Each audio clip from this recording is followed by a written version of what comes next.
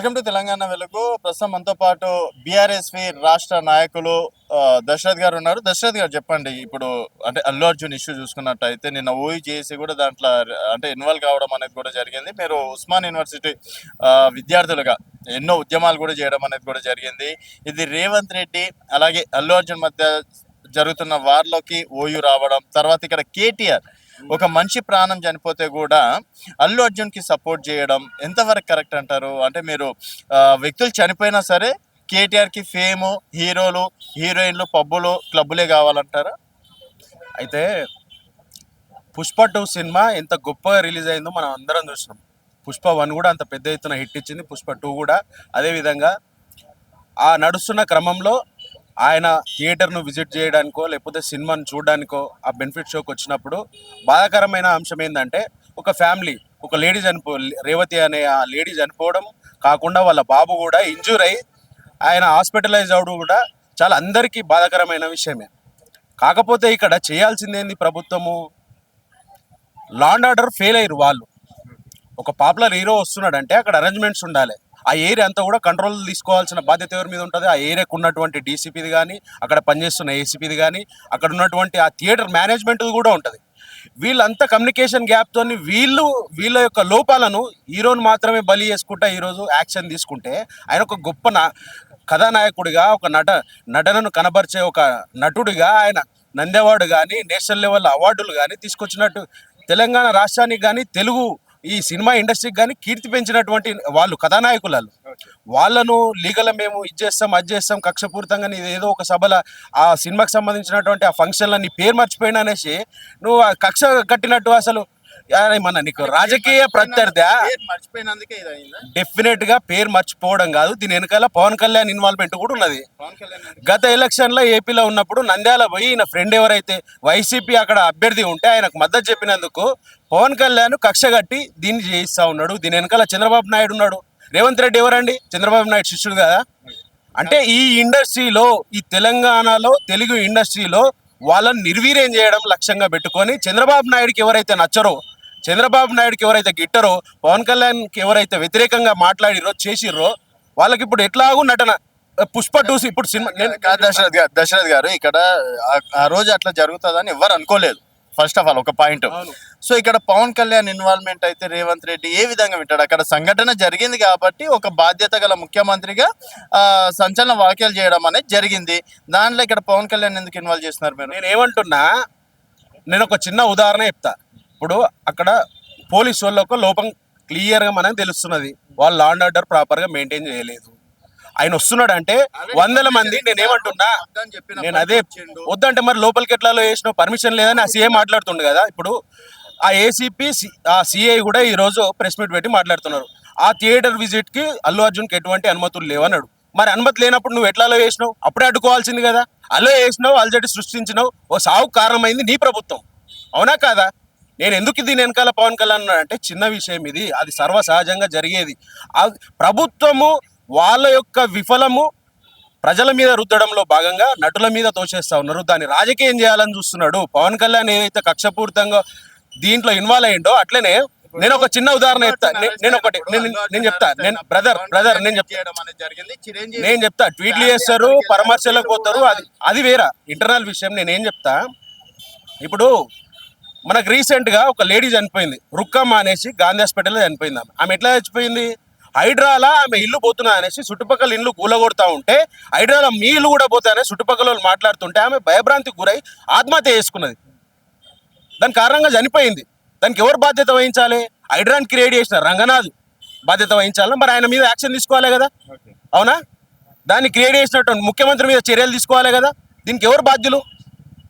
అంటే మీకో న్యాయం, ఇతరులకో న్యాయమా? అంటే దీనిలో ఖచ్చితంగా కక్ష కోణం ఉన్నది, ఖచ్చితంగా రాజకీయ కోణం డెఫినెట్గా ఉన్నది. పవన్ కళ్యాణ్ దీని వెనకాల నుండి నడిపించిండు, చంద్రబాబు నాయుడు నడిపిస్తా ఉన్నాడు. చంద్రబాబు డైరెక్షన్ లోనే అల్లు అర్జున్ ని ఇబ్బంది పాలు చేస్తా ఉన్నాడు. రాజ్ గారు, ఇక్కడ ఏదో మాట్లాడాలని మీరు మాట్లాడుతున్నారో నాకు అర్థం అవ్వట్లేదు. ఫస్ట్ ఆఫ్ ఆల్ ఆ రోజు అసెంబ్లీలో ఇట్లా మాట్లాడమని పవన్ కళ్యాణ్ ఫోన్ చేసి చెప్పాడు, లేకపోతే దాన్ని వాళ్ళు పెద్దగా సీరియస్ గా తీసుకోవాల్సిన అవసరం లేదు.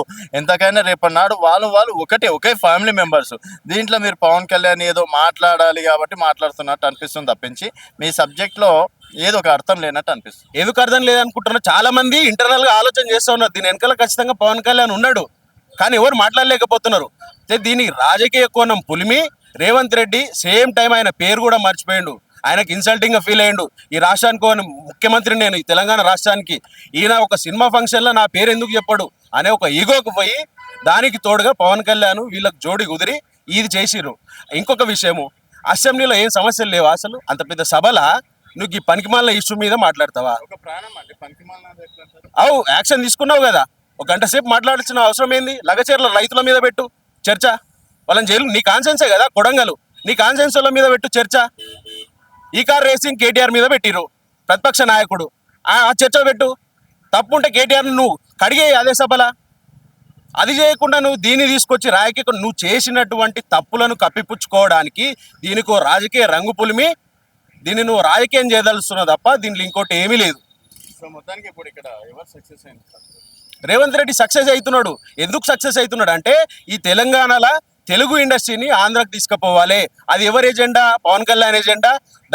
పవన్ కళ్యాణ్ చెప్పకనే చెప్పి నిన్న మాట్లాడిండుగా, పవన్ కళ్యాణ్ ఎజెండా, చంద్రబాబు ఎజెండా. ఇక్కడ ఉన్నటువంటి నటులు అంతా కూడా ఈ ఇండస్ట్రీని ఏపీకి తీసుకుపోవాలి ఒక లక్ష్యంతో రేవంత్ రెడ్డి కూడా వాళ్ళ డైరెక్షన్లో పనిచేస్తూ ఉన్నాడు. కనుకనే మొన్న మోహన్ బాబు ఇష్యూ కూడా గవర్నమెంట్ సీరియస్ గా తీసుకొని వాళ్ళ ఇప్పుడు పడనోళ్ళు, మోహన్ బాబు నేను చెప్తా, చంద్రబాబుకి ఎవరైతే గిట్టదో వాళ్ళ మీద ఎందుకు కేసులు అవుతాయి? మోహన్ బాబుకి చంద్రబాబు నేర్పించిందా మీరు ఫ్యామిలీ ఇష్యూలు ఈ విధంగా చేయండి అని చెప్పి? లేదు, నేనేమంటున్నా, అంత సీరియస్ గా తీసుకోవాల్సిన అవసరం ఏమున్నది ఈ ప్రభుత్వానికి? మరి మిగతా ఎందుకు తీసుకో? ఇప్పుడు నేనేమంటున్నా ఇప్పుడు గురుకులాల్లో 100 మంది చనిపోతుర్రండి ఫుడ్ పాయిజన్ అయ్యి. మొన్న తాండూరులో అమ్మాయి నిమ్స్కొచ్చి మొన్న ఇబ్బంది పడుకుంటా హాస్పిటల్ అయిపోయి వాళ్ళు ఫ్యామిలీ అంతా రోడ్డున పడ్డారు. ఇప్పుడు అవి ఎందుకు పరామర్శలకు పోవు? మరి ఇప్పుడు కోమటిరెడ్డి వెంకరెడ్డి పోయిండు, నువ్వు అసెంబ్లీ వేదిక మాట్లాడంగానే ఒక మీడియా అటెన్షన్ కోసం కోమటిరెడ్డి వెంకరెడ్డి పోయి ఉట్టిన ఆ ఫ్యామిలీని పరామర్శించి రేవతి ఫ్యామిలీకి 25 లక్షలు చెక్ ఇచ్చొచ్చిండు. మరి గురుకులాలో చనిపోతున్న ఆ ఫ్యామిలీలో ఎందుకు పరామర్శించారు ఈ కాంగ్రెస్ నాయకులు? ఈ ప్రభుత్వానికి బాధ్యత లేదా? బాధ్యత ఉండాల్సింది దేని మీద? సోయి ఉండాల్సింది దేని మీద? అసెంబ్లీ అనేది ఒక గౌరవప్రదంగా, అసలు మనకు గుడి లాంటిది, ఈ రాష్ట్రానికి ఒక గుడి లాంటిది. అంత పెద్ద సభలు తీసుకుపోయి ఈ దాని మీద నువ్వు గంట సేపు సభ పెడితివి, చర్చ పెడితివి. పనికొచ్చే దాని మీద చర్చ పెట్టాల్సి ఉండే కదా నువ్వు ప్రభుత్వంగా. ఇప్పుడు ఏంది అసలు అంటే ఇప్పుడు ఇక్కడ ఎవరు చేసింది కరెక్ట్ అనుకోవచ్చు అన్నది పాయింట్. రేవంత్ రెడ్డి దీన్ని ఖచ్చితంగా రాజకీయం చేయదలుచుకున్నాడు. ఆయన పేరు మర్చిపోయిండు, ఆయన ఈగో హట్ అయింది. కేవలం ఒక్క విషయం, ఆ ఒక్క ఇష్యూ, దానికి తోడు పవన్ కళ్యాణ్ ఇన్వాల్వ్మెంట్ ఎక్కువైంది దీంట్లో. ఖచ్చితంగా ఇది రాజకీయ కోణం ఉన్నది. ఆయన అనుచరులను పంపిండు నిన్న వాళ్ళ ఇంటికి పోలేదా? అల్లు అర్జున్ ఇంటికి పోయి ఆడ ధర్నా చేసి గిండీలు అన్ని పడి. టీఆర్ఎస్ ఎక్కడిది? రెడ్డి సీన్ అనేటోడు ఎవడు వాడు? ఇదే రేవంత్ రెడ్డి ఆ కాన్స్టిట్యున్సీలా అదేంది జడ్పీటీసీ ఇచ్చి ఓడిపోలేదా? పోటీ చేసినోడేగా రెడ్డి సీన్ అనేటోడు, రేవంత్ రెడ్డి అనుచరుడేగా, కొడంగల్ కాన్స్టిట్యున్సీ ఓడే కదా. వాడిని పంపింది వాడు ముఖ్యమంత్రి కాదా? కేటీఆర్ తోటి దిగిన ఫోటోలు కూడా కనిపిస్తున్నాయి కదా. గతంలో పనిచేయచ్చండి. మాది ఉద్యమ పార్టీ. అనేక పార్టీలు కూడా చాలా మంది నాయకులను తయారు చేసినటువంటి పార్టీ టీఆర్ఎస్ పార్టీ. కేసీఆర్ గారి నాయకత్వంలో రకరకాల నాయకులు కూడా, ప్రజా సంఘాలు కూడా ఆ రోజు మా నాయకత్వంలో పనిచేసి, కేసీఆర్ గారి నాయకత్వంలో పనిచేసిన వాళ్ళు అప్పుడెప్పుడో దిగిన ఫోటోని తీసుకొచ్చి ఇప్పుడు దాన్ని చేసేయండి. ఇప్పుడు తాజాగా మొన్న జరిగినటువంటి యూత్ కాంగ్రెస్ ఎలక్షన్స్ ఉన్నాయి కదా, కొడంగల్ కాన్స్టిట్యున్సీకి ప్రెసిడెంట్ గా గెలిచినోడు రెడ్డి సీన్ అనేటోడు, వాడిని పంపినోడు వాడు అంటున్నా నేను. అంటే నువ్వు చేస్తున్న నువ్వు ఒక పని నువ్వు అమలు చేస్తే దానికి ఇంకో ఆచరణ తీసుకొచ్చేది నీ కార్యకర్తలు, నీ అనుచరులా. అంటే నువ్వు పంపి ఎందుకు అసలు నటుల మీద ఇంత కక్ష ఎందుకు నీకు? ఈ ఇప్పటి వరకు ఎక్కడ కూడా సీరియస్నెస్ తీసుకోలేదు. బెనిఫిట్ షోకి అనుమతి ఇచ్చారు. ఇప్పటి వరకు ఏ నటులను కూడా టార్గెట్ చెయ్యలేదు. నేనేమంటున్నా అండి, ఈ ప్రభుత్వానికి మెయింటైన్ చేయడం చేతగాక ఇవన్నీ ఎత్తేసుడు అంతే. గతంలో మనం వాళ్ళకు లా అండ్ ఆర్డర్ ఇష్యూస్ వస్తున్నాయనేసి 144 సెక్షన్ పెట్టిండు. ఎమర్జెన్సీ అయిదేమన్నా తెలంగాణలో ఎమర్జెన్సీ అమలు చేస్తున్నాడా రేవంత్ రెడ్డి? అంటే నీకు చేత కాకపోతే బెనిఫిట్ షోర్లను ఎత్తేస్తావా? ఈ బెనిఫిట్ షోర్లను ఇచ్చి దానికి సంబంధించినటువంటి సిబ్బందిని కూడా ప్రొవైడ్ అయ్యి, దానికి సంబంధించినటువంటి లా అండ్ ఆర్డర్ ఫెసిలిటీ కూడా నువ్వు చేయాల్సినటువంటి బాధ్యత ఉంటుంది. నువ్వు చేయలేక బెనిఫిట్ షోర్లను ఎత్తేస్తున్నా అంటే పెద్ద వరం లెక్క నువ్వు ఏదో పెద్ద రాష్ట్రాన్ని తీసుకొచ్చి కీర్తి ప్రతిష్టలు పెంచుతున్నాయని రాష్ట్రాన్ని అన్నట్టు మాట్లాడితే అసెంబ్లీ వేదిక అదెక్కడిది? నటులు అనేటోళ్ళు ఈ రాష్ట్రం యొక్క, ఈ ప్రాంతం యొక్క, ఈ భాష యొక్క కీర్తిని పెంచినోళ్ళు. ఇక్కడ ఈ తెలుగు ఇండస్ట్రీలో RRR అనే సినిమా వస్తే ఆస్కార్ అవార్డు వచ్చింది ఆ సినిమాకు, అందులో పాటకు. బాహుబలి సినిమా వస్తే ప్రపంచవ్యాప్తంగా నడిచింది. అవు చేయకండి, అది తప్పే, 100% తప్పే. కానీ ఎందుకు ఇంత కక్ష అంటున్నా నేను. అసెంబ్లీలో మాట్లాడేంత కక్ష ఉంటుందా అండి ఒక ముఖ్యమంత్రికి ఒక నటుని మీద? సో ఇప్పటికీ బీఆర్ఎస్ నేతలకు బల్బు తగ్గలేదు అనిపిస్తుంది. బల్బు తగ్గాల్సింది ఎవరికి? బాధ్యతలో ఉన్నోళ్ళకి, ప్రభుత్వంలో ఉండాల్సిన వాళ్ళకి. ప్రభుత్వము బల్బు అణుచుకొని తగ్గించుకొని వాళ్ళు పనిచేయాలి. అంటే మీరు బల్బుగానే మాట్లాడతారు. బల్బు కాదండి, ఇది మా బాధ్యత. మేము గతంలో కూడా గతంలో కేటీఆర్ నేనేమంటున్నా, డెఫినెట్ గా కేటీఆర్ శిష్యులమే, డెఫినెట్ గా కేసీఆర్ శిష్యులమే మేము. ఇట్లా అహంకారంగా అహంకారం కాదు, ఇది బాధ్యత, ఆవేదన అంటున్నా నేను. రాష్ట్రం కీర్తిని పెంచిన వాళ్ళు నటులు. ఓకే. సినిమాలు, బాహుబలి సినిమా ప్రపంచవ్యాప్తంగా నడిచిందండి. గొప్ప గొప్ప సినిమాలను ఈ తెలుగు ఇండస్ట్రీ ఇచ్చింది. అట్లాంటి సినిమాల మీద నీ ఉక్కుపాదమా?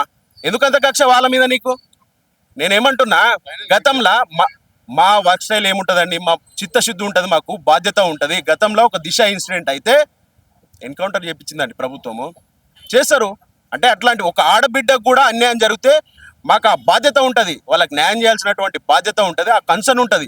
ఇప్పుడు డెఫినెట్గా ఉంటుంది. మీకు అది బల్బు కావచ్చు, మాకు బాధ్యత అది. మీకు బల్బుగానే కల్పించచ్చు, కానీ మాకు బాధ్యత, ప్రతిపక్షంలో ఉన్నాము, ఖచ్చితంగా జనాలు ఇబ్బంది పడొద్దు అనేసి ఒక ఆవేదన ఉంటుంది. ఆయన ఒక నంది అవార్డు తీసుకొచ్చినటువంటి నటుడు, నేషనల్ అవార్డు విన్నర్ అయినా ఆయన తీసుకొచ్చి జైల్లో పెడతా అంటే కనీసం కన్సర్న్ ఉండదా ఎవరికైనా? సో అందులో మాత్రమే ఆ కోణంలో మాత్రమే దాని మీద కన్సర్న్ తప్ప అల్లు అర్జున్ కేటీఆర్కి ఏం దోస్తు కాదు, సుటపోడు కాదు. అల్లు అర్జున్ లాంటి వాళ్ళు 100 మంది ఉన్నారు హీరోలు. మాకు వాళ్ళకి ఏం సంబంధం ఉండదు ఇక్కడ. కాకపోతే పవన్ కళ్యాణ్, రేవంత్ రెడ్డి కక్ష కట్టి అల్లు అర్జున్ ఇబ్బంది పెడుతున్నారు.